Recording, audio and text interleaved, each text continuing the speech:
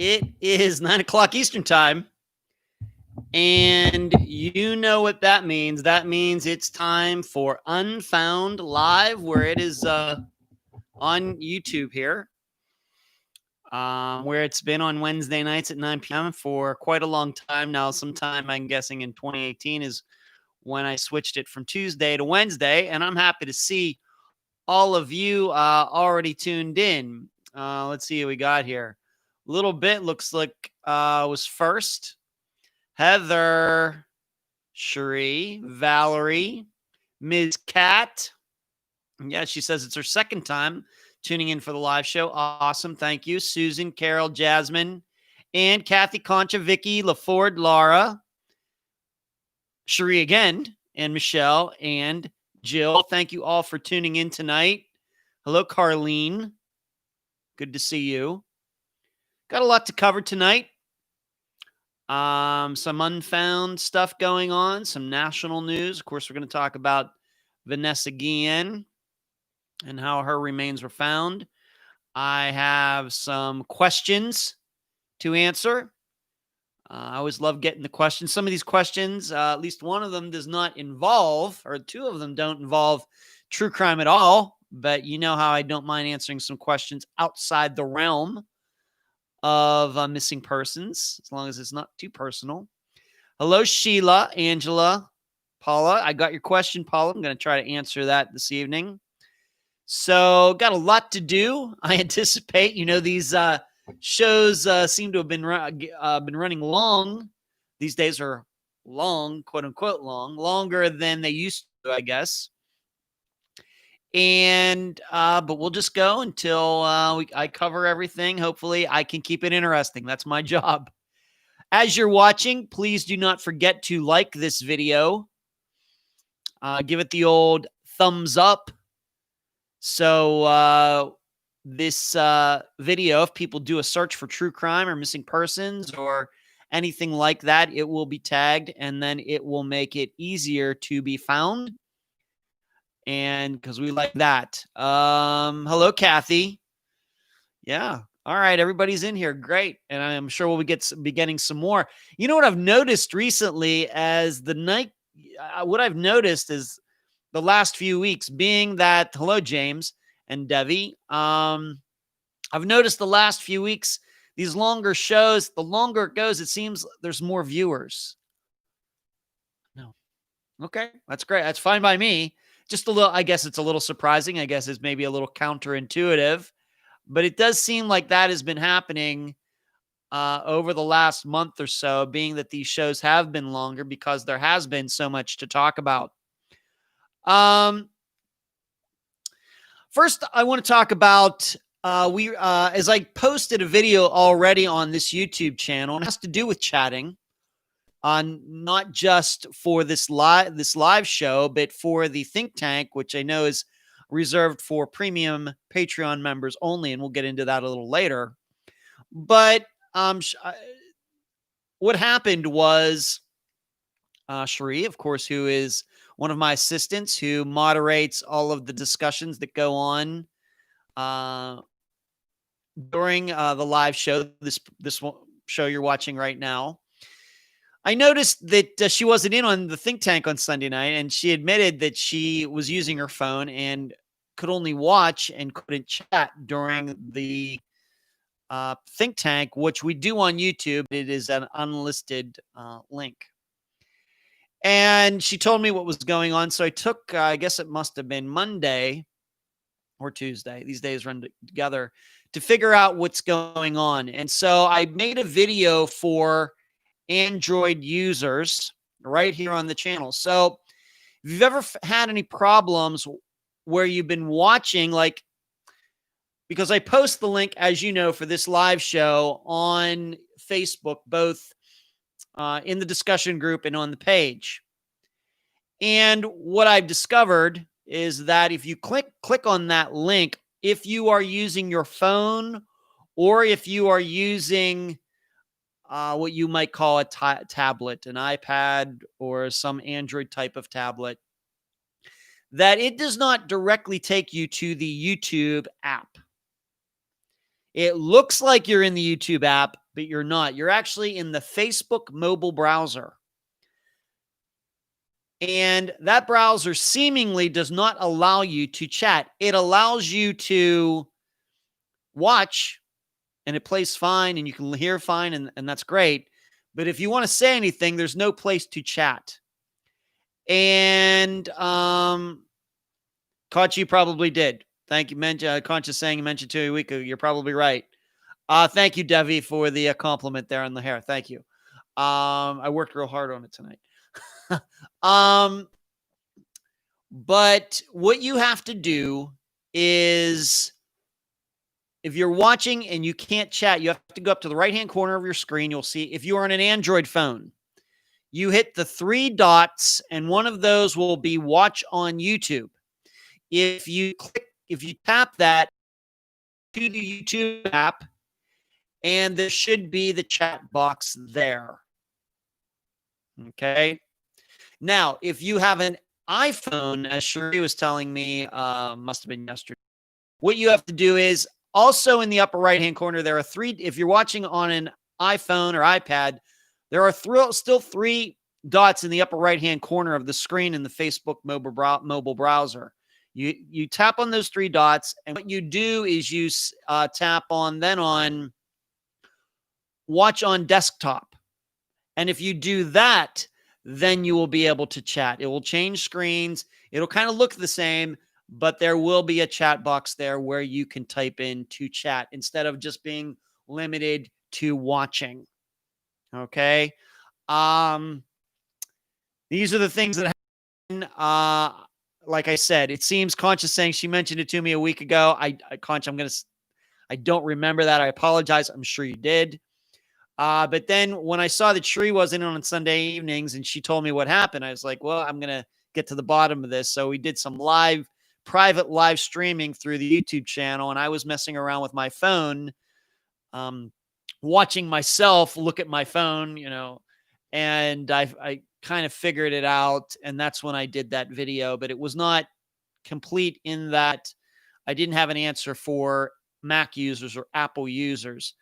The answer now is all of the same directions as an Android phone, but you tap on watch on desktop. And for you iPhone people out there, that should work. Fingers crossed. So if any of you have had that problem in the past, I apologize that it took me this long to work through that. Once again, some of these things, even though I'm using these devices, these programs and everything, if I don't have a problem with any of it, then I take for granted that everything is fine. And then it took Sheree to tell me that something wasn't fine. So I'm hoping that we got that all sorted out. I'm hoping that will make it possible for more people to chat during this live show, because I know a lot of people do watch it on their phones, and I'm hoping that it will make it on Sunday nights, that more people can take part in the think tank as well. Hello, Joyce. What's going on? Alexis. Alexis says, when I watch on my TV, I can't like or comment, but just checking in on my phone to like for the algorithm. Yeah, that's maybe something else. I know a lot of people have those smart TVs that can watch on the TV. That's something totally different. Alexis, maybe I need to look into that too. Laura says, I do the same as Alexa, start on both iPhone and TV, say hello, and hit the like button, then just watch on TV. Okay. Hello, Richard. Thank you. Thank you for the comment. So hopefully we have at least a little bit of that sorted out. So I wanted to start right there. And being that I mentioned the think tank, let's just talk about that right now. If you'd like to be a member of the think tank, please go to patreon.com/Unfound Podcast and become a contributor at the $12 a month level or above. That gets you access to the think tanks on Sunday evenings, access to a lot of books, the blogs, the new, of course, Unfound on the Ground. We're going to be talking about that before the night is over. So you get a lot of stuff becoming a Patreon member, more, I think, than you get most other places. And I think that the people we've had quite a few people who have been signed up at that level for quite a long time. And I think that means to me that they think they're getting something out of it. And we do our best to make sure that they feel like they're getting their money's worth. So you should consider that. Patreon.com/Unfound Podcast. It's been hot here. Dang hot. But it's been beautiful. I mean, really, really, truly has been beautiful weather. I have a one-day disc golf tournament on Sunday. It's just one round. The day after, of course, this Saturday is July 4th. So the next day, I have a one-round tournament at up here about an hour north of here called Hudson, Florida. I've played that course before. It's just one round, so it should not conflict with the think tank. I should be back in plenty of time so we can do our think tank at 7 p.m. Eastern. Jill saying Patreon, well worth it. Paula, is it possible to gift someone a Patreon level? I think it is, Paula. Pretty sure. Pretty sure. I think you could do that. I could certainly check into that after we're done tonight. Please send me a message to remind me. So going to be playing next weekend, and then after this coming weekend, and after that, I don't play in a disc golf tournament until the last weekend of July, and then I have some things going on in August for disc golf too. Kathy says it's been beautiful this week in Southern Cal, but July is always the hottest month here. Yep. I bet it's been beautiful, Kathy. Sure. Absolutely. Maybe some of you saw that I posted a video maybe about an hour and a half ago regarding I went out and did a little shooting this evening with a new gun that I got about 2 weeks ago. But this was the first time I was able to go out and shoot it with an instructor for the first time, just to make sure I knew what I was doing. And I'm loving it. It's a Vepr 12. It's a semi-automatic 12-gauge shotgun. They are fairly rare. So they're actually going up in price. That gun that I got, I'm not going to give it the prices or anything, but probably just a few years ago, it was probably only worth 2/3 of what it is now. They seem to be a hot commodity. They're going up in price, and it's fantastic. Very, like I said, fairly rare. It's not a pump action shotgun, as most people are familiar with. This is the kind of shotgun that it's just like a regular semi-automatic pistol. All you do is pull the trigger, and the gun ejects a cartridge and puts another one in the chamber. Very rare, very, very reliable. They're Russian-made, very reliable, and it was fantastic to shoot it for the first time this evening. So that's going to be my condo, house, home defense gun. That is the plan. Laura, hey, Laura, how are you? See your picture back here, Laura. If everybody's looking in the chat room right now, you see Laura right there. She is the person who painted that. And unfortunately, I wish we had some more light back there.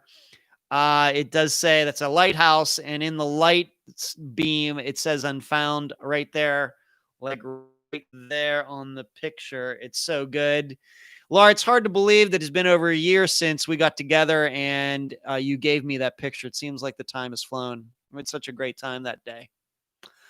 Thank you for joining. Thanks you for watching tonight. Deeply appreciated. Let's move on to this. I got to speak. I'm not going to go in, of course, as I usually do. I'm not going to get into everything that we talked about, but I had a chance to talk to Esther Westenbarger's daughter, Matilda, yesterday. She was the guest way back in 2017 when we covered Esther's disappearance. And now we know what happened to Esther. There is no signs of foul play of any kind in her, I guess we're going to call it an accident, in which she, in her car, went through an intersection in Kokomo, Indiana. It just happened to be that there was a retention pond there, and the car and she went right into the water. And it seems that she and the car have been there since the night that she disappeared. I did confirm, like I said, we're not, as you can understand, Matilda is devastated. We've talked about this. I've discussed this. We've discussed this before on this program, how it's devastating on one hand. On the other, this is exactly what, these people, this is why they come on the program. They want answers as to what happened. But the way in which this happened in this particular disappearance is very, very odd. And but we know this happened. We know that there are disappearances that have been solved through through Google Maps, through satellite images, where cars are found in bodies of water. In fact, I can think of two. One happened right here in Florida, not within the last couple years, I think down in the Miami area. And then there was one, I think, in Michigan that happened quite a few years ago, where the guy's car was in this pond right next to this church, once again, for a very long time. So finding a missing person in a car in a body of water is not unique. It's rare, but it's not unique. I continue to be astounded that there wasn't a guardrail there or something like that, because putting the retention pond right there on the other side of a T intersection seems like the worst idea ever. There should have been a guardrail or posts or something like that to make sure that kind of accident couldn't happen. And Matilda told me that the city who is responsible for those roads is going to make that happen. Thank you, Angela, for the super chat contribution. Thank you very much. But she did verify for me that the keys were in the ignition. The ignition was turned on. You know how you turn on your car and then it comes back a little bit? Like for most cars, a lot of cars are like push button these days, all sorts of newfangled technology. But for most cars still, you turn the key and then it comes back a little bit. So the key was in the ignition, it was in the on position, and the car was in drive. So that has led investigators to think that this was a one-car accident. It very well could be that Esther was drinking and driving. That is possible. There's no verification of that, no proof of that. Of course, that's something that comes to mind. Maybe she fell asleep at the wheel. I don't know how possible that is, but you have to consider it, given what happened. On the other hand, the retention pond is only about a mile away from where Esther was at that bar. Could she have fallen asleep within a mile? Maybe she had a heart attack. Maybe she had some sort of seizure or something. That's certainly possible as well, but I don't think we'll ever know. I just don't think so. But I think given the way the investigators explained it to Matilda, they believe that this is a one-car accident, once again, for the reasons that I stated. Should also be noted that Matilda did verify for me that road that she was on, that Esther was on, Webster, driving north, is the road she was seen pulling onto in the video that we talked about at the time of when Matilda was on the program. So I guess what we're saying, what it looks to be, is that she drove into that water 2 minutes after she was seen on video. That's what it seems. And I've done some Google images. Maybe I talked about this last week, but I did some Google images going back with Google Earth Pro and can't really see anything. Maybe you can see something maybe there on the one side, it looks like a rectangle, but it could be anything. Could just be pixelation from the digital photo. But what is creepy to me is you can do street views from that area. And I think there's a street view from 2013. So 4 years after Esther disappeared. And you can do street view and go right by that retention pond. And now we know she's in her Cadillac in that retention pond. And, just, it's just kind of creepy. And I know, of course, for her family, it was very sad. Cherie, was there any money in the trunk? We did not talk about that. Don't know. So it's tragic. I've said this. I've said this, and I kind of wrote this in the newsletter. Of course, the newsletter came out today. That I've taken some time to look back and really, really analyze the notes and interview that I did with Matilda 3 years ago. And there's certainly nothing in there that could have led us to believe that that happened. On the other hand, I think, maybe this is just wishful thinking, but I think that if she hadn't been discovered, and I did that interview today, and with my assistants and us we just go through things on Unfound a little bit more these days than we did back in 2017. Once again, at that time, I didn't have all the assistants that I have now. In fact, Emily was just new to working with me. And maybe if that case was covered now, doing some satellite imagery and Google Maps and having more time for all of this, maybe we could have figured that out. Maybe we could have said, okay, she turned on to Webster, and what do you go up there? And we got this pond right there. Maybe. Maybe. Just don't know. Maybe it's just wishful thinking on my part. But I know for me personally, I was on the record. In fact, the book in which I wrote about Esther Westenbarger's disappearance, I stated that I was very suspicious of her brother. I still believe he's a shady guy, but it doesn't seem he had anything to do with his sister's disappearance.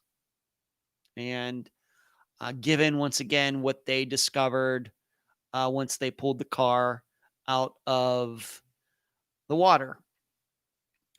Matilda told me that they are going to put a cross up there. They've gotten permission from the HOA that is right there to put a cross up, a memorial in the grass there by the retention pond. And you're probably wondering, well, what changed? Why was it? How could it be that this lasted for 11 years? Why wasn't it seen sooner? Well, Matilda and I talked about that. And this just shows you how on such a fine edge all of these disappearances are. What happened was that pond, over the last so many years that it has existed, gets a lot of algae, and it gets very, very green. And the HOA that's in control of that retention pond finally decided, after many years, to put chlorine in it because it would get green. It didn't look nice, and it's not a good way to market people coming into the area if they wanted to buy a home in that tract of land right by that retention pond. It looked kind of icky. So they said, well, we're going to put something in there. Matilda told me it was chlorine. I'm not a scientist in these matters, but that's what she said. And what the chlorine did was clear up the water. And what happened, there was 2 teenagers that were out on a boat a few weeks ago, out in that retention pond. They looked down into the water and they saw the sun shining off something shiny. They went and got their dad, called the police, and they discovered what the sun was bouncing off of was the sunroof in Esther's car. And that's how her car was discovered. Had they not put the chlorine in there and allowed it to just be green, the water to be green, and allow the stuff to grow on the top of the water like you see in so many stagnant ponds around, then it very well may be that mystery would have never been solved. Sometimes that's just the way it goes. It's horrible. It's sad, but it's hard to believe that using chlorine or not using chlorine could be a factor in whether a disappearance is solved or not. It's just what makes disappearances so difficult. No different than Crystal Morrison's. Had they not chosen to start thinking about widening that road where she disappeared, she's never found. Same thing. And it's just tough. And I think that we have to be cognizant of the fact that there are probably many disappearances that Unfound is covered that are the exact same way. That there is just something, just a sliver of something out there that is just missing, that if it would turn just a little bit a different way, some of these people would be found. Once again, like Crystal Morrison's and like Esther Westenbarger's disappearances. But chlorine made all the difference. That's the way Matilda, of course, explained it to me. This is all things. I don't think I'm speaking out of school. We talked about a lot of other things for feelings. I'm not getting into that. But just about the facts of how it all went down, what the police say they believe happened that night, and how the car was discovered and the state of the car when it was pulled out. I'm not getting into the state of Esther, but the state of the vehicle and the reasons they've come to the conclusion that this was just a traffic accident. Don't know why it happened. There's different possibilities, but this is now what the police believe. Valerie asked me, what is the name brand of the shotgun you were speaking of? It is called a Vepr.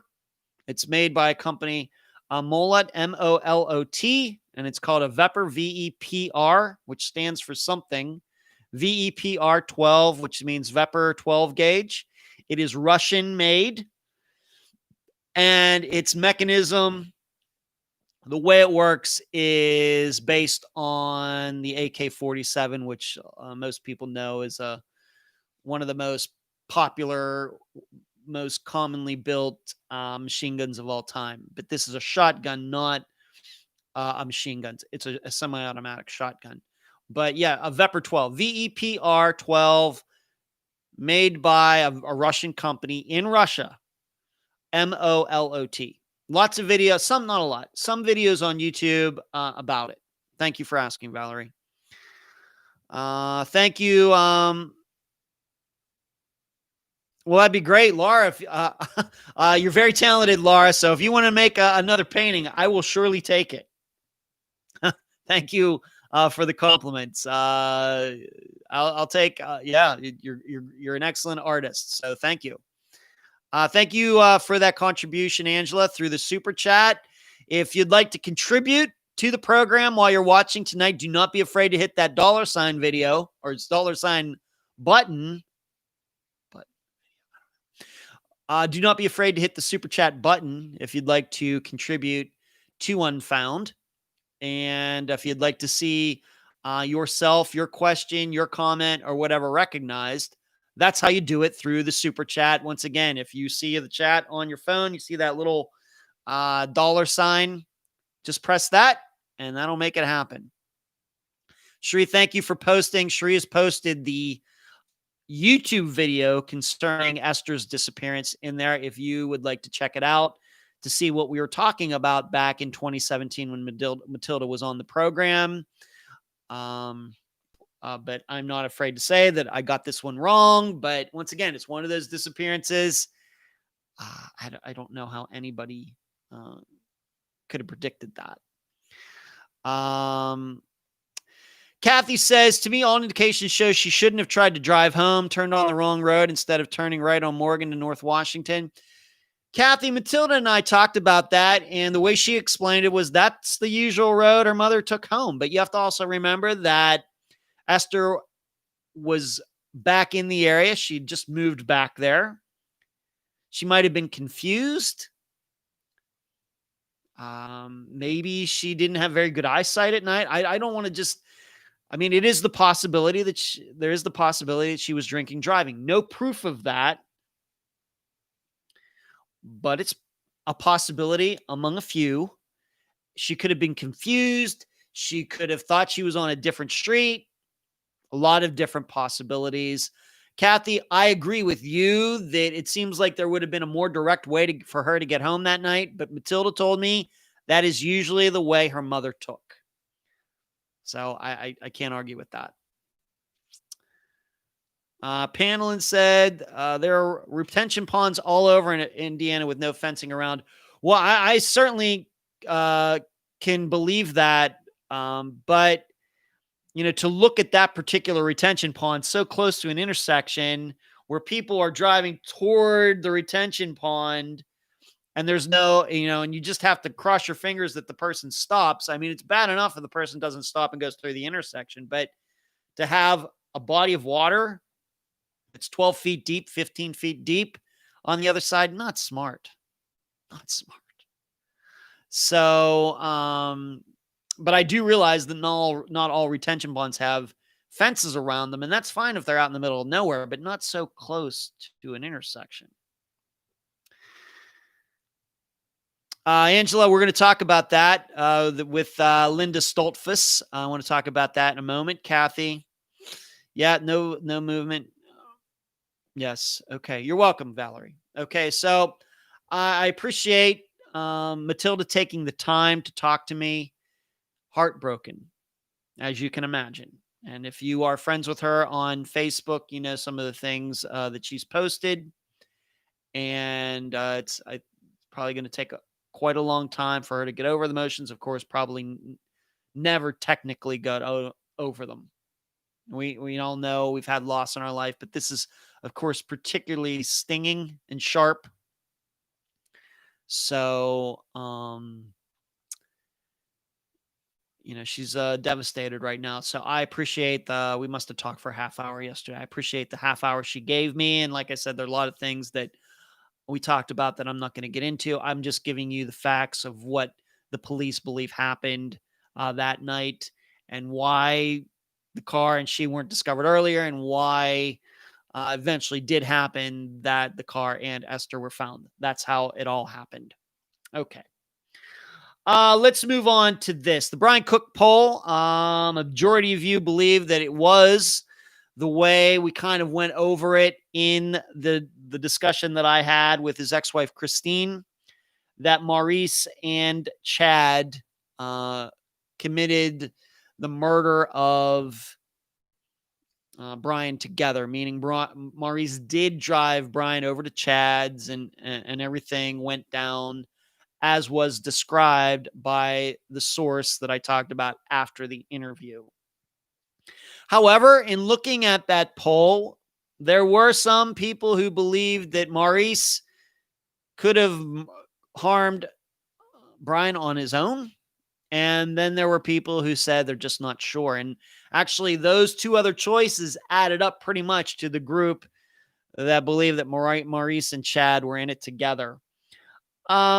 I will have you know, in the think tank, a majority of the people in the think tank, and I think we had 10 or 11 people in there on Sunday evening, decided that a majority of the people in there decided that Maurice probably did this on his own. And I think as I wrote for the Patreon blog, once again, patreon.com/Unfound Podcast. If you just like to get in at $2 a month, you can read all the blogs that I write for the cases we cover on Unfound. Usually the blogs go over 3,000 words. I wrote for Brian Cooks a lot about facts versus rumors. The facts being that Maurice was the last person seen with Brian. The fact that the lockbox was found in Maurice's burned out truck. That's what the police said. The police also said that Maurice went and had the shopping spree afterwards, taking some of his family somewhere, getting tires and whatever else. Those are the facts in contrast to the source who said that he saw Brian at Chad's and something went down and everything that we, of course, talked about during that interview. Facts versus what people are saying and how they don't quite mesh up. And why do people pick one over the other? It's always going to be fascinating to me. And like I said, I think that I'm going to reference Brian Cook's disappearance in the future when we come into similar disappearances where the facts, hard facts, phone messages, social media, video, what the police say, and contrast that with what the rumors are that are going around and how they differ. It's always going to be a hot topic, and I'm sure we're going to run into that plenty more times. And then I know I'm going to come back to Brian Cook's disappearance as a reference. Debbie says, makes me wonder how many missing people are in bodies of water. Yeah, Debbie. Quite a few. I'm not going to say that a lot of missing people are deposited in bodies of water because it's fairly difficult to weigh down a body. It takes time. But if you're talking just about accidents, people in cars driving into bodies of water, sure, absolutely. There probably are quite a few. I don't know which ones. I don't think that there are any others in Unfound's catalog that I can say I think that, but there are probably quite a few.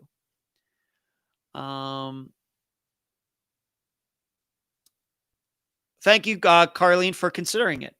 If you consider contributing a Patreon, we would deeply appreciate it. Thank you for considering it. Kathy says, Debbie, maybe Richard Petrine and Daniel Imbo. I can tell you that that is certainly a possibility. I'm not sure that I buy into that. But a couple listeners have written me over the last year or so to bring that up.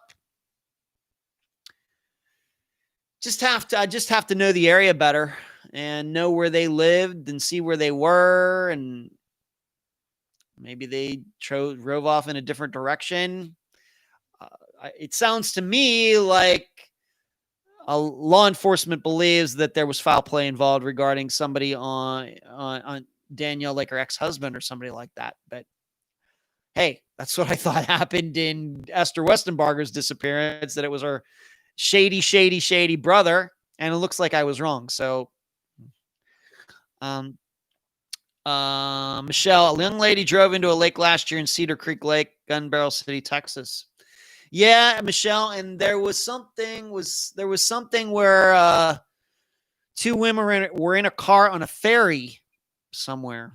Can't remember where. And just like 6 months, maybe 4 months ago, they were on the ferry and drove off the ferry into the water. And they drowned in their car. So these things happen. They just do. Just hard to say which cases are which. So that was Brian Cook's poll, where a majority of you decided that it went down as the source described, that Brian died at the hands of Chad and others. Jonathan Estes, I had this on my agenda that his wife Cindy was supposed to go on trial today for the theft and sale of the Bobcat, but I saw right before I came on here that trial has been pushed back again. I think it's because of the virus coming back. Maybe there is some other reason, but it was supposed to start today. Not happening today. So we're going to have to wait some more. Just wanted to fill you in on that. Allow me to answer a question now. And if you'd like me to answer any of your questions, I have 4 of them that I'm going to answer before the end of the show tonight. If you have any questions you'd like to answer, please do. And you want to make sure I really don't miss it, use the super chat function to make sure that I see it using the funky colors and pictures that YouTube provides you. Paula, I know you're in here, so I'm going to answer your question first. Paula asks me, a non-true crime, non-missing persons question. Paula asks me, top 3 favorite snacks.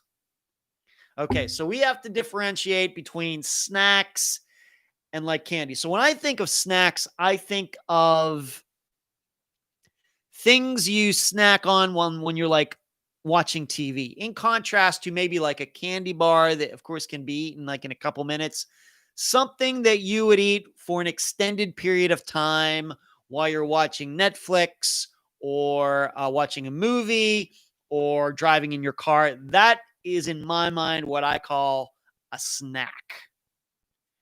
And I'll tell you this, Paul. Here are my, I think my top three. First of all, I could get really, really fat eating chips and salsa. I'm telling you, there is a kind of salsa that I get at the local Publix. I'm sure it's in all other stores in other states. It's called Mexicana Cantina or something like that. I don't have any right now, or I'd go get it. But that and just regular good old Tostitos chips or something like that, I could just sit and eat that for hours. I'm serious. I've been known, this is a true story. I've been known to go to Publix, like during the afternoon, let's say at 2 p.m, come home, be working on Unfound stuff, get the chips and salsa out that I just bought, and go through a family size bag of the chips with the salsa in a day before the night is over, before I go to bed that night. I can polish off a family size bag of chips, and however much salsa it takes, I'll eat the salsa too. I don't know what is. In fact, as I'm talking about this, my mouth is watering. So that's certainly one of them. Another one, I love Cheez-Its. These are Cheez-Its are not good for you. They have that hydrogenated flour or whatever. I'm no scientist, but that's that whatever that substance is, it's not supposed to be good for you in there, but I love them. Cheez-Its. Doesn't matter if it's, I know they make all sorts of different kinds, but I just like the regular original Cheez-Its. I could go through a family size box of those like that too. Just boom. And then third, I like popcorn, but it has to be a particular kind.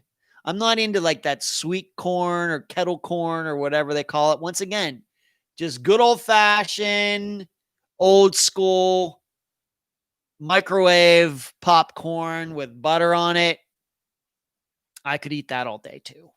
And so I'm more of a salt guy, even though I love cupcakes and candy bars and things, but I don't consider those snacks because you eat them fairly quickly. Whereas these other things are something that you eat over like an extended period of time. And that sounds to me more like a snack. Those are my three top snacks. Chips and salsa with a particular kind of salsa. I'm not in like the,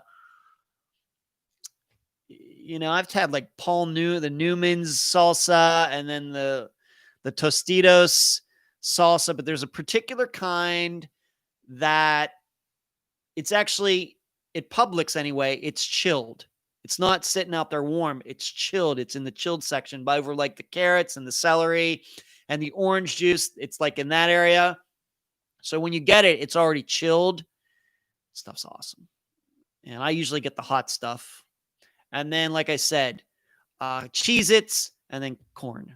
Heather's saying kettle corn is the best. Somehow I knew you'd disagree with me on that, Heather.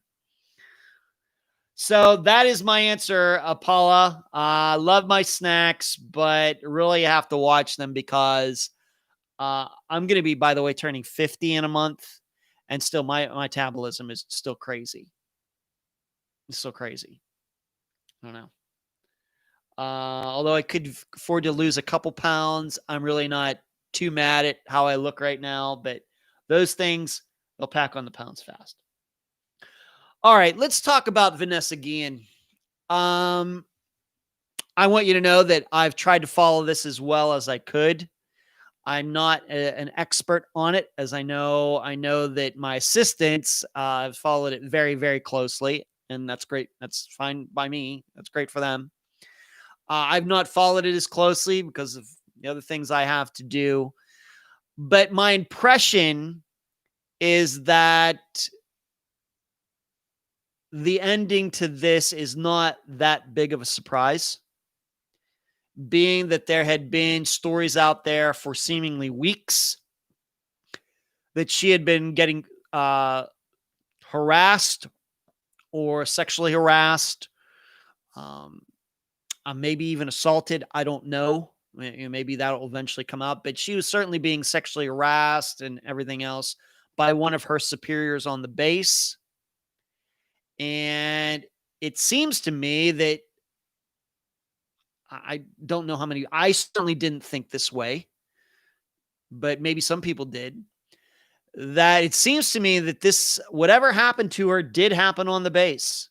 This is not a situation where she got into a car somewhere and was driven somewhere and she was murdered somewhere else. It seems to me she was murdered on the base. And I read something, there was something about a bag that somebody saw being put into a car. And of course, the inference is that Vanessa's body was in there. It appears at this point, and now we also know what happened, was it early today or late yesterday, that this superior of hers at the base, this guy who was rumored to be harassing her and everything else, committed suicide. The cops, once they found the body, tracked this guy down, and he was out on a street somewhere. They tracked him down. He had a gun and shot himself before they could take him into custody. And I understand also there is some other person who is now in custody, but I understand that that wasn't she. This person is not in the military. I'm taking for granted this was a friend or family member of this supervisor who killed himself. I think this is the way this disappearance was going for a while. I have to admit that I was hoping maybe that she, not that there's great honor in this, but I have to admit I was hoping that she went AWOL or deserted. Maybe she decided that she didn't want to be in the military anymore. Of course, a disappearance that I think of like that, maybe Trevor Nichols. I think it's still possible that he did desert and went AWOL for whatever reasons. Of course, disappearing from New York. And I was hoping that that happened to her. Not that there's much honor in that, not that I respect people who desert the army, but better for her to be alive somewhere out there than her to be deceased. But we now know that that is not the situation.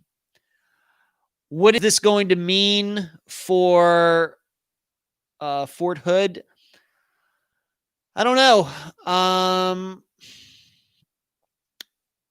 There were so many, way I think about it, once again, almost being 50 in a month, is I can think back to the 90s, maybe even the late 80s. There was the tailhook scandal about a bunch of women in the military being harassed and being forced to do all sorts of things by their male counterparts in the military. Some of you don't know what that is.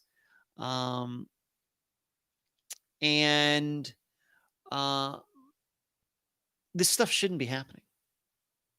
It just shouldn't. I don't know. When these kinds of stories come up, as a man, I can't relate to any of this. It's certainly not the way I was raised to be a man by my parents. It's certainly, I would like to think that, I think I know my friend. I would like to think that none of my friends who I've known for a long time would be like this, taking advantage of a position, especially in the military where this isn't the business world where we know a lot of philandering and things go on. I'm not encouraging it. I don't condone it, but that to me is certainly different than when it happens in the military, where you're supposed to be a cohesive unit and everybody's supposed to be watching out, for everybody's back. It's disgusting.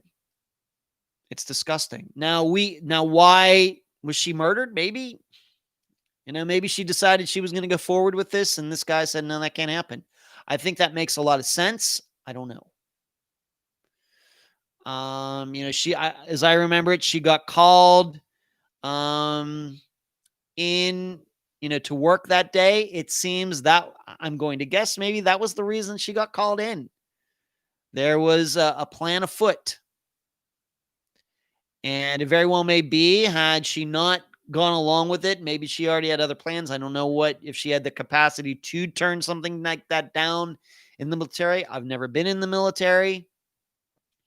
Had she turned that call down and said that she had something else going on, very well maybe that she's still alive, or maybe this just would have happened eventually anyway.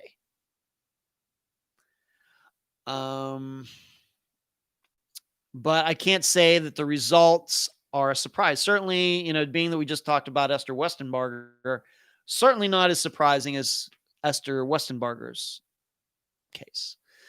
Certainly not as surprising as Crystal Morrison's case. This feels to me much more like a Zoe Campos type of situation, where he kind of, maybe for the most part, kind of figured out what went on, but without finding the remains, it's always going to remain up in the air. It's particularly disgusting because it happened in the military, and it still seems like we have a lot of work to do in that area. Because if we know about Vanessa Guillen, how many other women are being harassed the same way? I'm not here to denigrate the military. People know me well, don't know I don't do that. But my impression, once again, I'm not an expert on this, it sounds to me like Vanessa had tried to do something about it, and she was ignored. And maybe she kept trying. Had she been taken seriously, maybe at the beginning, this doesn't happen. So I'm sure there's going to be a lot of other things that are going to come out of this. Hopefully they will be made public. Hopefully, hopefully some heads will roll because of this. Because my guess is a lot of people probably did know about this going on, and they ignored it. It's just very sad. I was hoping, like I said, that she just ran off. Not the case. Alexis says, haven't lived in Florida for years. Publix sandwiches are amazing. They are, Alexis. Yeah, anybody who knows Publix knows all about that. They are spectacular, Alexis. Yes, Angela, Unsolved Mysteries is on Netflix again. I have Netflix. I've not watched it yet. Thank you for writing about that. LaFord, you're turning 51 on Friday. Congratulations to you. Your metabolism is still fast.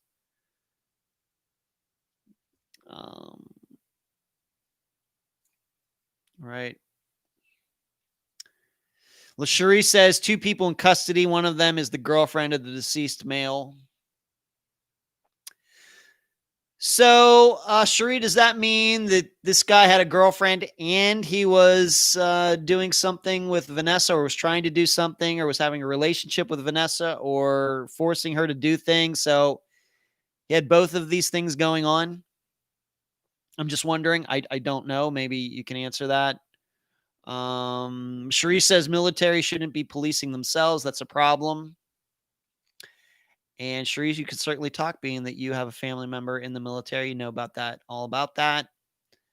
Valerie agrees.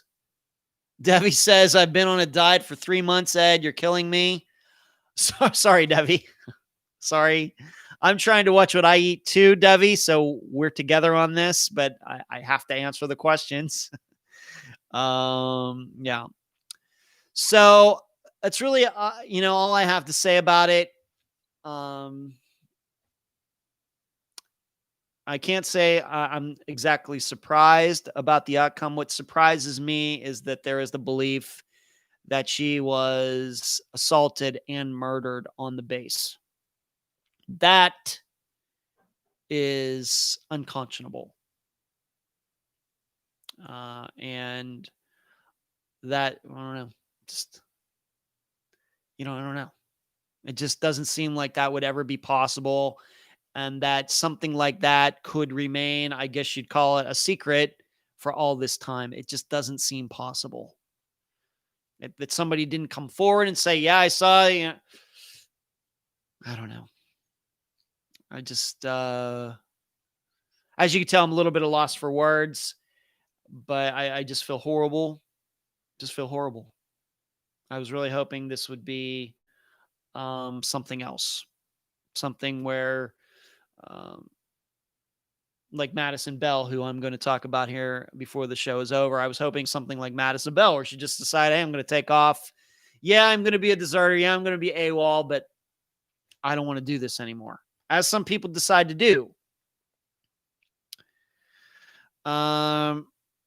Miss Cat says 144 missing and suspicious deaths since March, Fort Hood. I didn't know it was that many. Hello, Julie. I didn't know it was that many. I would like to see that list of a missing for myself, Ms. Cat. If you want to send it to me at unfoundpodcast@gmail.com, I'd love to look at it. So let's move on to something else. Let me answer another question, being that we just mentioned talking here about Vanessa Guillen. I want to talk about EquiSearch. And Michelle, who I know is in here tonight, she wanted me to talk about that. She asked me about it, and I want to make sure. Let me make sure that I get this question right.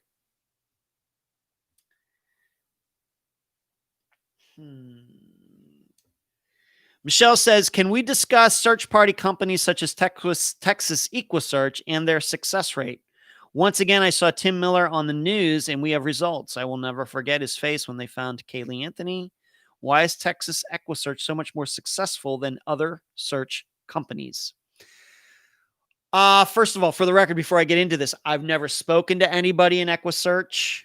In my life, I've only taken part in one search, and that was in regards to Stephen Kocher's disappearance. That was 10 years ago in Las Vegas. I kind of know what Texas EquiSearch is. I have talked about it maybe on a few episodes. I know that some of my guests have had some interaction with them, and Texas EquiSearch has been involved in some of the disappearances that Unfound has covered. But I want to state for the record, I've never talked to anybody in the company, and I don't know how it all works or anything else. Michelle, here's what I would say to you. Obviously, Texas EquiSearch has been successful in some searches. There's no doubt about that. However, I know because of experience in talking to many of the guests that Texas EquiSearch was involved in their disappearances and did not have any success. So why do they seem to be successful? I think it's because Texas EquiSearch gets attention when they have success, and nobody talks about them when they don't have any success. Certainly, I don't know how long it's been around, but I know they didn't pop up yesterday. There's certainly, Texas EquiSearch is certainly older than Unfound is, so they've been doing it for a while. So that would lead me to believe that after a while, you start to see patterns. You show up at a location. You're being told things by the family, made by law enforcement. And that certainly helps. And after a while, no different than when I do interviews, you start to hear some of the same things over and over, and you know where to guide the conversation. I'm sure it's the same for Texas EquiSearch. But we also have to remember that there are probably many, many, many cases where they don't get any results at all. So they're human. I'm not saying that, hey, this is tough. I'm not criticizing them. We just have to realize that this is all very difficult. It's all very difficult. So it may be that the reason they're having success is because we only hear about the successes. We don't hear about all the failures, because I personally have heard about many of their failures. That is not a criticism. We just know how difficult all this is. But I would also say it very well could be the reason that they're successful is because there aren't a lot of groups out there doing it. And sometimes to be successful, sometimes all you have to do is show up.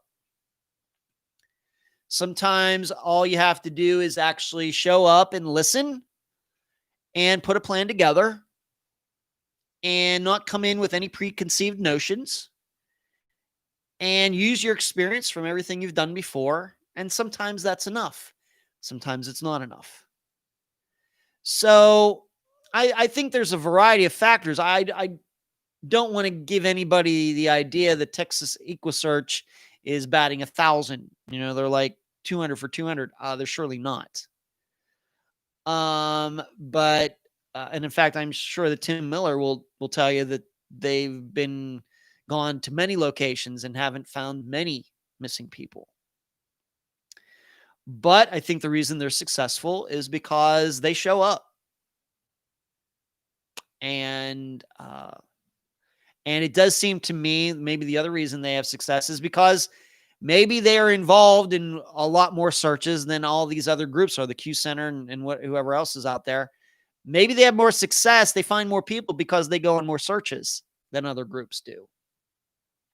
I don't know what the statistics are, but I'm glad they're out there. I'm glad somebody's doing something. But I don't want to give anybody the idea that, if you hire or request Texas EquuSearch to come in, that they're automatically going to find your missing loved one. That is surely not the case. I'm sure not even Tim Miller would say that. So it's probably a variety of things, Michelle. I think part of it is just the way the media works. And I think it's also partially that with their experience, that's better experience than anybody else has. But they have a lot of failures too. That's what I think. I don't know what the statistics are, but given that I know how difficult missing persons cases are, it's no wonder that a group that's main mission is to find missing people is going to have a lot of disappearances where they don't find anything. And that's sad, but it's certainly good when it does work out, like in Vanessa Guillen's disappearance and them getting involved and them finding her.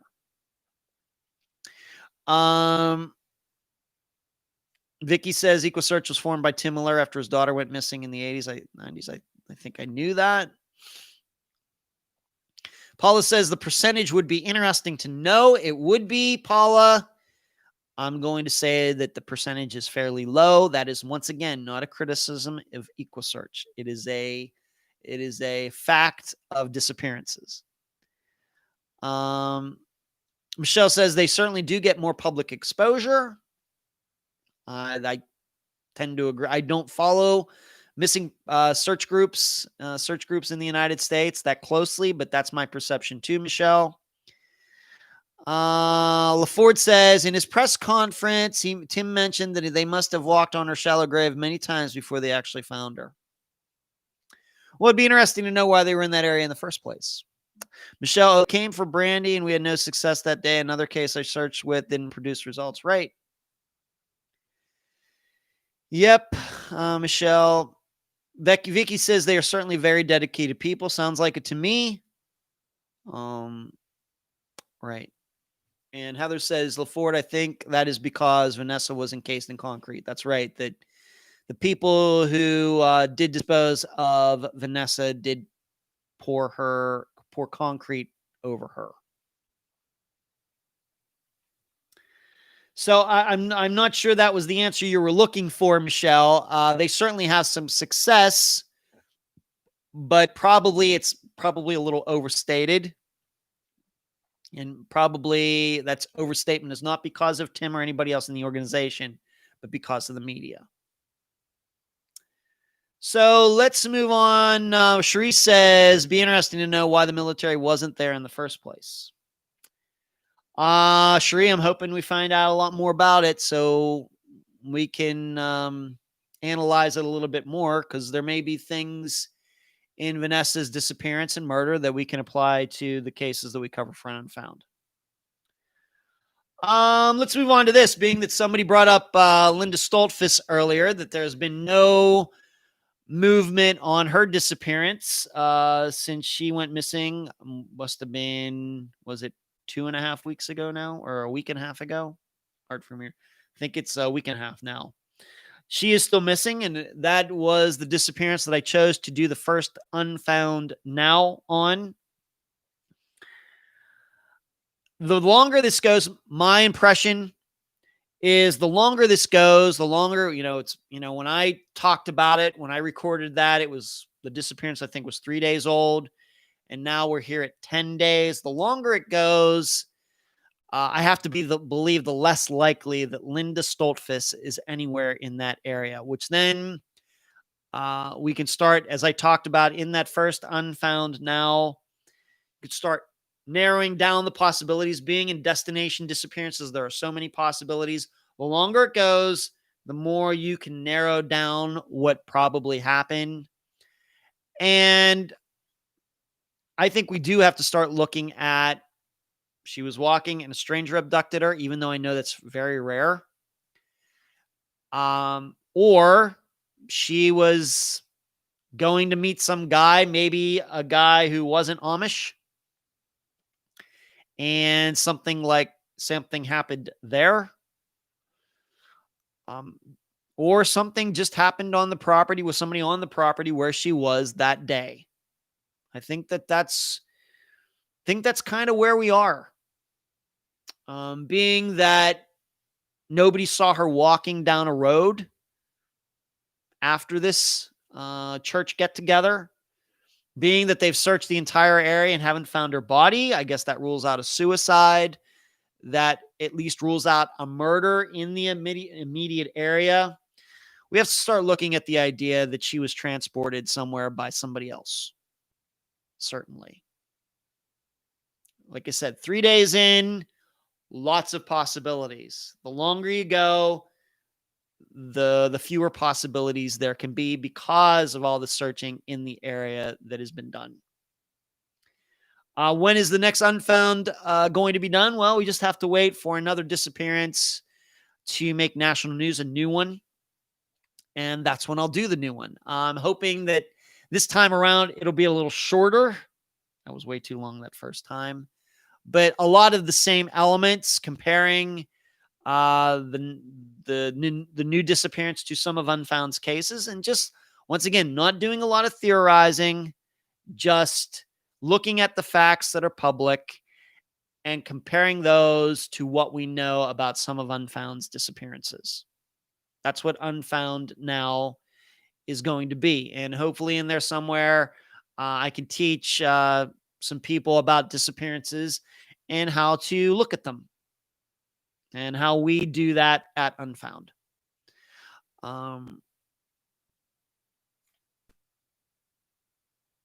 Heather says a man working near the area called in a foul smell. I'm guessing that was with Vanessa's case, Heather. Oh, maybe not. Kathy says apparently she often walked by herself. The Amish are very trusting. Yeah, that was something I think we had to believe, Kathy, being that she disappeared. It doesn't seem like anybody else was with her. So I was kind of taking that for granted, but that would make sense. Vicky, I heard no for sure. Mr. Miller said that he had been in that spot, did not find her, but after they left, Ellie received a new tip. Okay, back to Vanessa Guillen's. Yeah, Vanessa's case. Okay, thank you, Heather, for explaining that. Thank you. So in Vanessa's case, there was some sort of foul smell somewhere. Well, sometimes that, that can lead people, certainly. But in Linda Stoltzfoos' case, disappearance, I got to believe somebody picked her up, not in a horse and buggy, but in actually a car. I think somebody was seen her walking away. If she was going in a different direction, nobody saw that. maybe she made arrangements. Once again, I know that there are certain rules in the Amish culture. I'm not an expert on the Amish culture, but I know there's certain things they're not supposed to do. But it very well could be that Linda did one of those things. I don't know. I know from my time in Grove City College and being kind of around Amish in that area of Pennsylvania, it seems to me that even back in the early 90s, there was some cheating going on. That's my perception. But I'm inclined to believe that if she disappeared the way we think, that somebody outside the Amish community is responsible. I'll just put it that way. Let's move on to another question. Valerie asked me, if anybody has any questions for me tonight, please do not hesitate to send them to me, to put them in the chat. Maybe you even want to put them in a super chat. Valerie asked me if I have any plans for the 4th. Not right now. I think for the 4th last year, I got together with my brother and his wife and some friends of theirs, and we watched fireworks a couple miles down south of here. But given COVID-19, all of that, I don't know. I don't know if my brother and his wife have any plans right at this point. Of course, I'm always looking for a good cookout where I could get some free food. But right at this second, no. And I also have to remember that I have a tournament to drive to on Sunday, so I'll probably have to get up early for that. So I won't be able to stay out late anyway.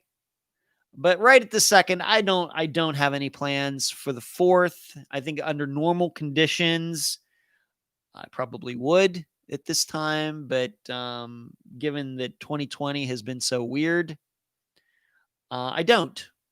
I hope all of you have cool plans. I hope some of you are going to a cookout where there's going to be some great barbecue and potato salad. I love potato salad. It has to be a certain kind, though. Some potato chips and some apple pie and all those things that I think of when I think of the 4th of July. I'm not much of a fireworks guy. I think, once you've seen one decent fireworks display, you've seen them all. And I've seen like the one at Epcot Center. Once you see those. So I'm not big into the fireworks, but I'm certainly big into the food on the 4th of July. Let's move on. Why doesn't this want to work with my left hand? Okay. I was, being that I just mentioned, where I was thinking, or I did mention her, Madison Bell, a little bit ago.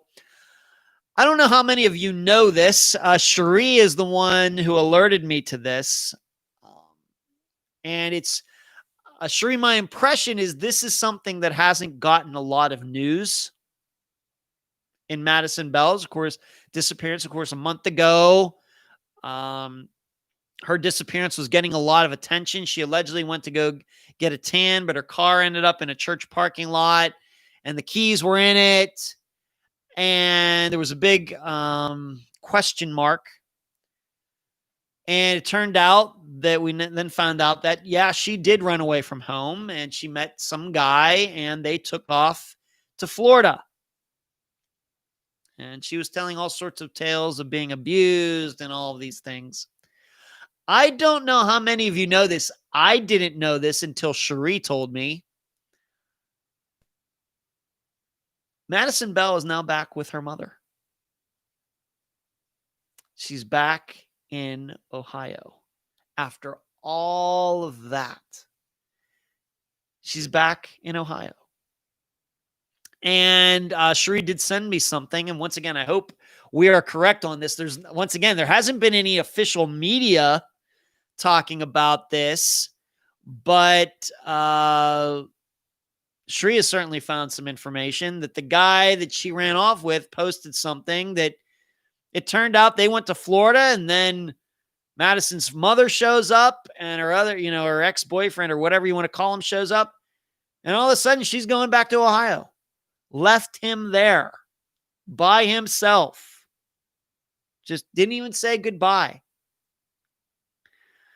And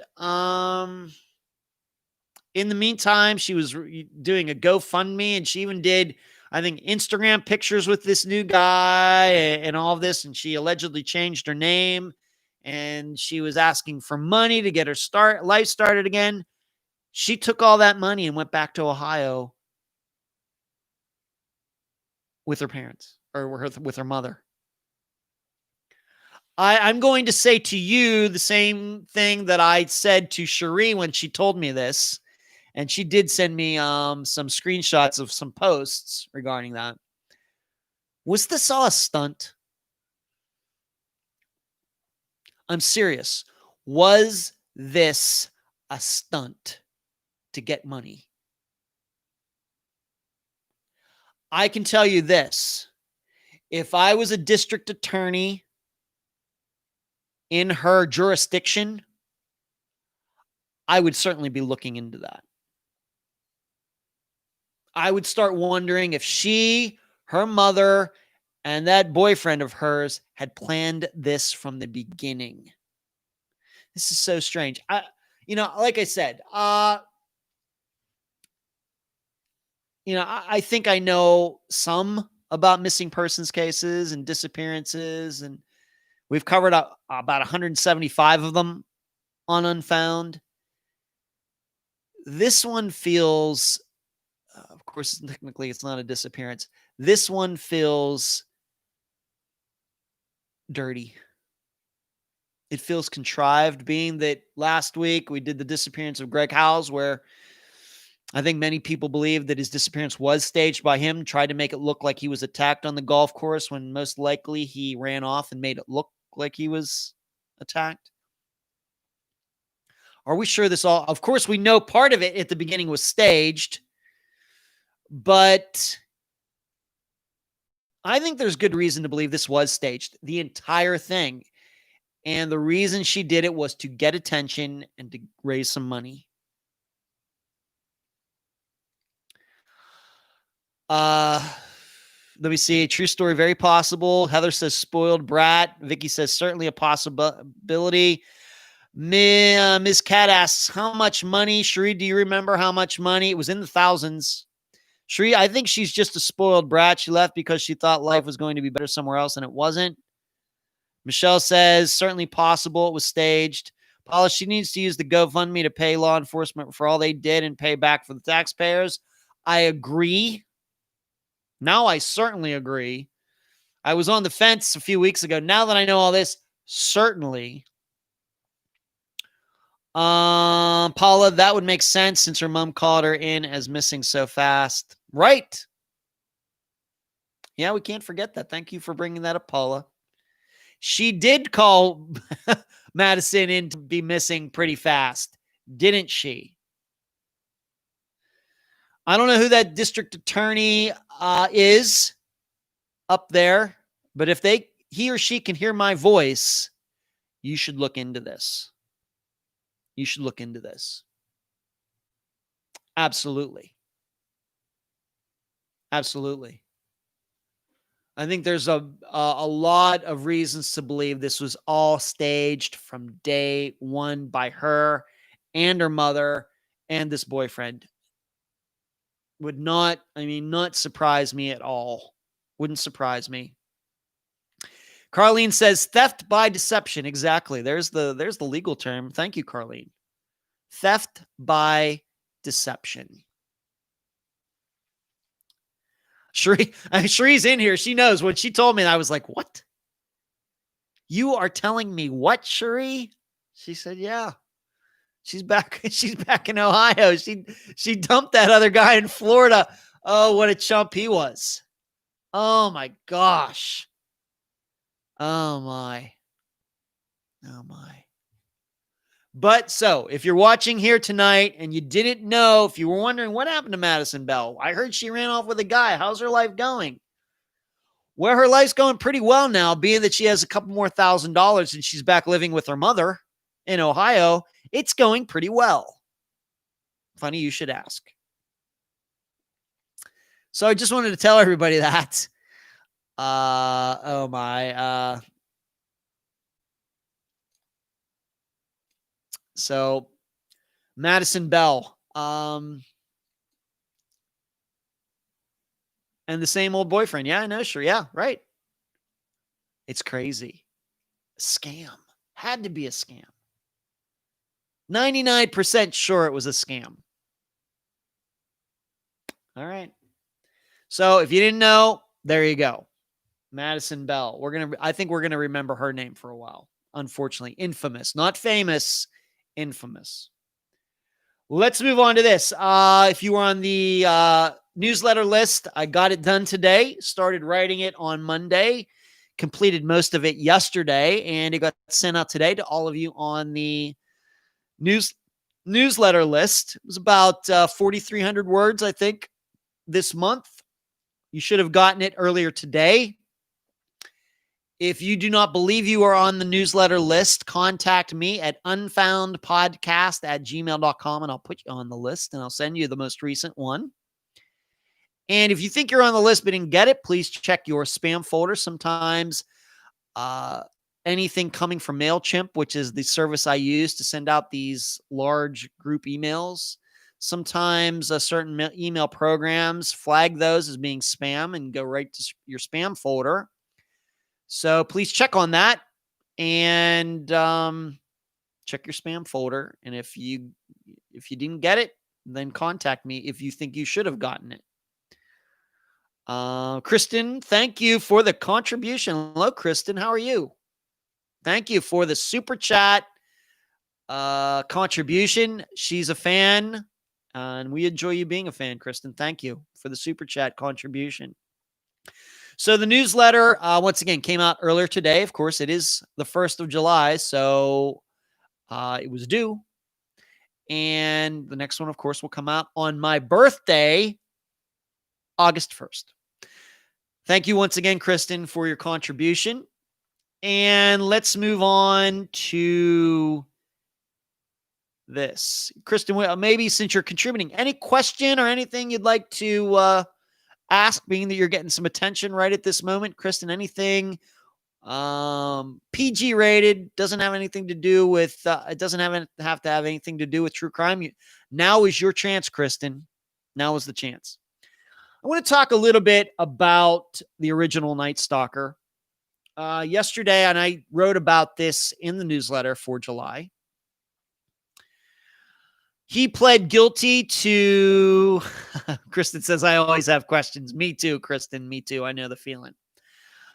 He pled guilty to the murder charges against him, along with the rape charges, going back to the 70s into the 80s. And I think he did that to avoid the death penalty. On the other hand, I don't think they execute anybody in California anymore, even though I don't think the legislature ever did get rid of the death penalty. I just don't think they use it anymore. But he pled guilty. And I wrote about in the newsletter how are we going to look back on this? Because the original Night Stalker, prolific, infamous and prolific. To go as long as he did, have as many victims as he did, if we're going to believe that he started in the mid-70s. And then his last murder that we know of occurred in 1986, Janelle Cruz, where he took off, seemingly took off 5 years in there, between 81 and 86.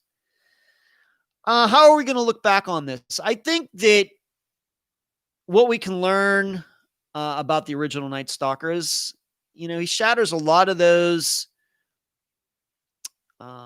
Kristen says that the original Night Stalker, well, he pled guilty. I don't know if he had to go through every one of them and say the names and everything, Kristen. In fact, I'm sure he can't even remember the names. But he did plead guilty, so that's kind of admitting to it, I guess. I don't know if, once again, I don't know if they said, did you kill Janelle Cruz? And he said, yes. Did you rape this woman? Yes. I don't know if they did it that. I think that his attorney looked at all the charges against him and he just said, you know what? I'm pleading guilty to all of them. That's the way I understand it.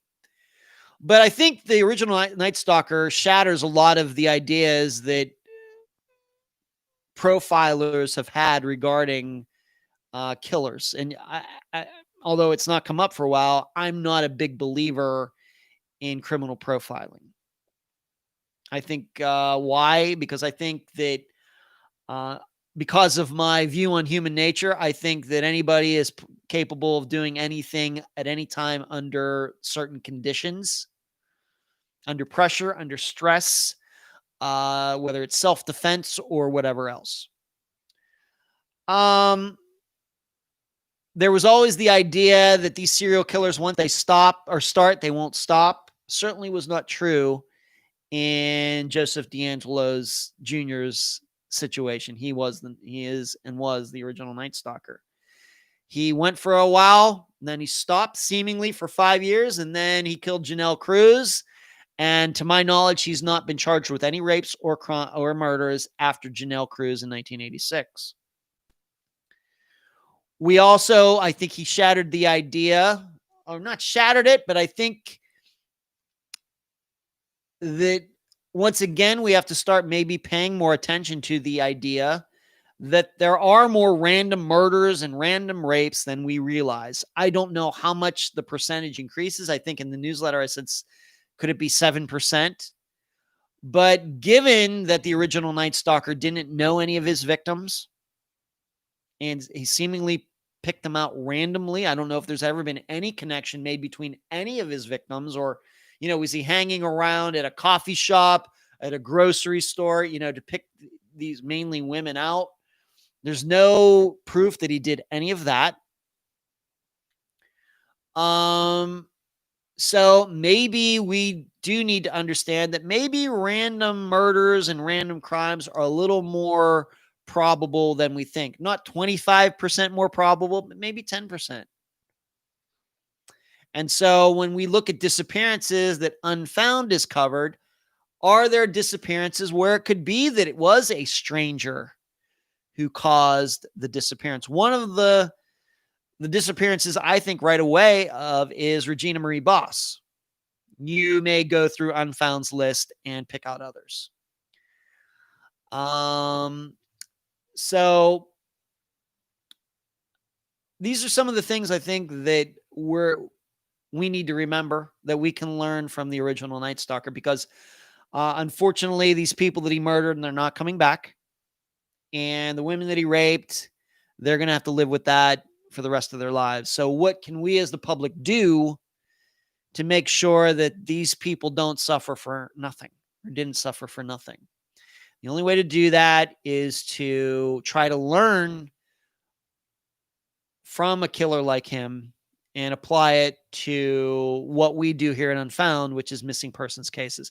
I'll have you know that I really got into the original Night Stalker case at one time, years back. I do have the book that was written, not the Michelle McNamara one, but the one that was written by a cop years and years ago, and I forget it right at this second, the title of it. But really good book.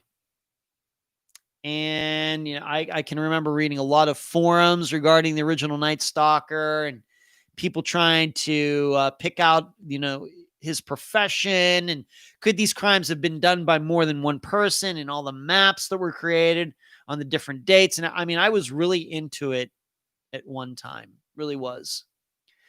And I have to admit that I never thought it would be solved. There was a large part of me that thought, you know what?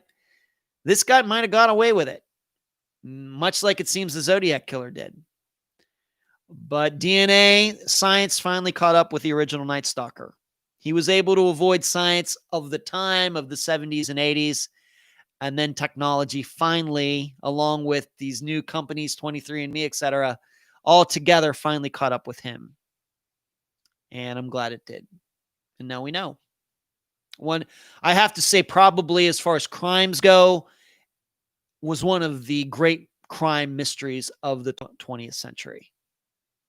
And finally, in 20 years into the 21st century, technology was able to solve it. But just unique. I mean, the original Night Stalker, very unique. Just the way he was able to pull off all of this for so long and not get caught. But it helped maybe that he was a policeman, right? And we here at Unfound know about 10% of the time, 10% of the disappearances we cover, some law enforcement officer ends up being a suspect or seen as being crooked or something like that. That maybe shouldn't surprise us that Joseph DeAngelo was a police officer at one time. And I'm not here to denigrate the police. They surely are having enough problems on their own right now. But the stats are the stats. Okay, we got Cherie says, last time death penalty was used was 2003. Yeah, well, we know that's not the case in Texas. All right. Paula, thank you for the contribution. The super chat has raised more money than Madison Bell's GoFundMe. Really? I had heard, Paula, she raised like thousands of dollars. That's maybe Cherie, I'm wrong on that, but I thought that she had mounted a successful, or maybe it was the GoFundMe page while she was missing that her family did. Maybe that was what I was thinking of. Maybe that's what I was thinking of.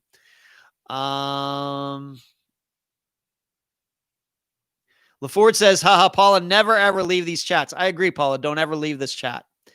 Poor Kristen, poor Madison Bell. I can understand having such a fanatic mother. Well, Kristen, and that's the question. Is her mother really fanatic? That's the way Madison portrayed her. But it's Madison is the one who went back to her. So there are certainly fanatic mothers out there. And Kristen, if you're saying your mother was one, I'm going to believe you. But I'm not sure we can be convinced that Madison's mother was a fanatic. She may just be a thief along with her daughter. Maybe. Yeah, Matt Apollo was making a joke, received at least $3,000 that I see. That's right. Right. That's what I was thinking. Okay. So that's fine. I would never expect to raise that much money in a super chat. That's crazy. But that $3,000 should be given back to whoever contributed. And then the Bell family should be sent a bill by all the people who worked on the case for sure. Okay. So $3,000. That's what I was thinking it was, Cherie. Okay. So the original Night Stalker, I know a lot of people were obsessed on the rapes and murders for decades. And, it's interesting that when you finally do see these serial killers like Dennis Rader or Ted Bundy or Joseph DeAngelo or some of them, don't these guys always seem so small? So pathetic. Don't they? Maybe Richard Ramirez is a little different because he's kind of scary looking. He was called the Night Stalker, whereas it's the original Night Stalker. Gets confusing. Richard Ramirez was scary, but these other guys who ended up being serial killers finally caught, they're just also pathetic. That's what comes to mind. Just small men who are just pathetic. And I hate every one of them. Angela says, small, bald, and creepy. That's a good way to put it. It's showing $20 and it was disabled a month ago. Maybe if there was another one. It was on Instagram. Cherie says she set up a Venmo. Okay.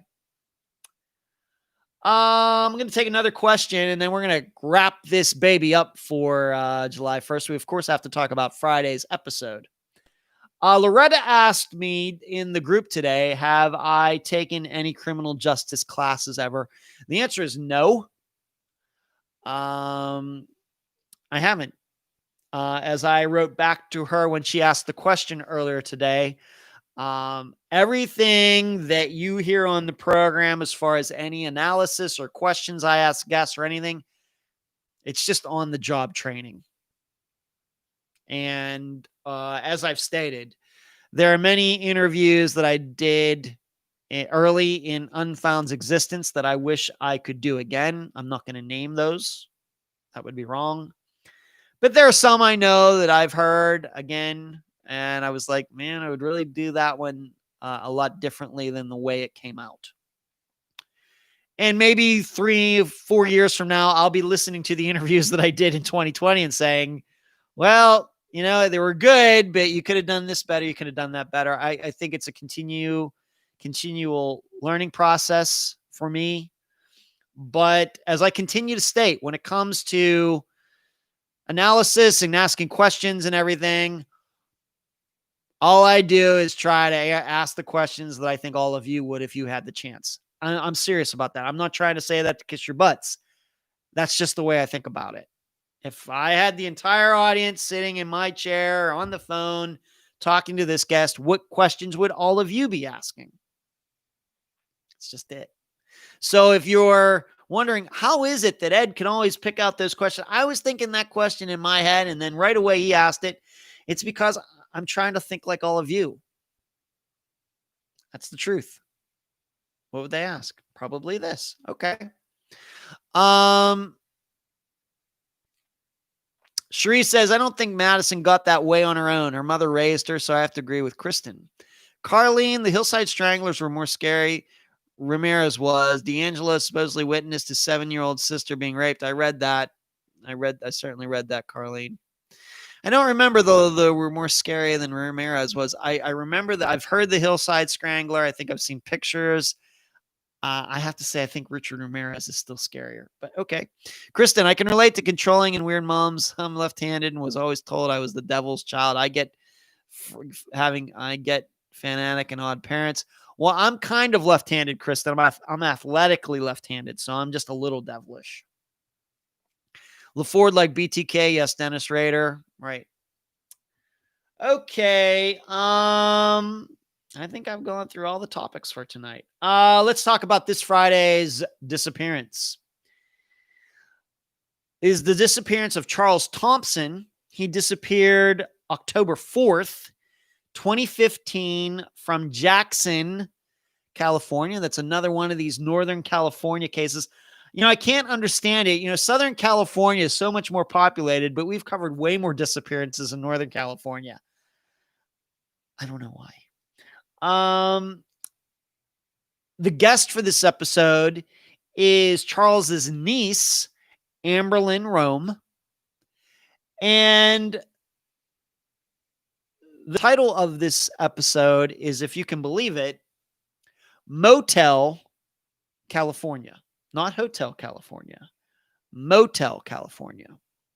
Because the last place Charles was before he disappeared was at a motel in Jackson, California. And general facts are that Charles did have some drug issues, but he was able to hold a job. He lived with his father. He had kids. His family really cared about him. He was known as being generally a good guy. But once a month he would go with certain people and they would go have a big party weekend where they would just party it up and get high, etc. And this weekend that he disappeared was that weekend. He left Fair Play, California. That's a real place. He left Fair Play on October 2nd. He was picked up by a woman. Her name is Brenda. And allegedly then got dropped off somewhere. And then he went with some other people. He talked to somebody on the phone that the family trusts on October 3rd. And then on that Sunday, October 4th, he also talked to somebody that morning, like 9 or 10 a.m. And the idea was that Charles would return home that evening like he usually did when he went on these kinds of getaways. Well, he never returned that Sunday evening and disappeared. And the last location of where he was this motel in Jackson, California. When the phone records and everything were made public, They went down there and talked to a person who worked at this motel, and they said, yeah, we remember Charles. He was here, and he was with another couple. Unfortunately, no, we still don't know the description of that couple. His phone last pinged not near the motel, but in another location in Jackson, California. But he's still missing. Of course, we'll be coming up on the 5th anniversary of his disappearance here in October. Once again, this is Charles Thompson. This is a disappearance that is on the Charlie Project, but the paragraph's about that long. He disappeared from Jackson, California, October 4th, 2015. His niece, Amberlyn Rose, who's been working on this for a couple years, is the guest. I did that interview, when was it? On Sunday night after the think tank. And the episode is called Motel California, unlike the Eagles song. So that'll be Friday. That is about it. Another long, as I predicted, another long show. So what do we do tonight? Talked about how it's been hot here. Went and shot my new gun this evening. It's spectacular. Got a 1-round tournament on Sunday, disc golf tournament up in Hudson, Florida.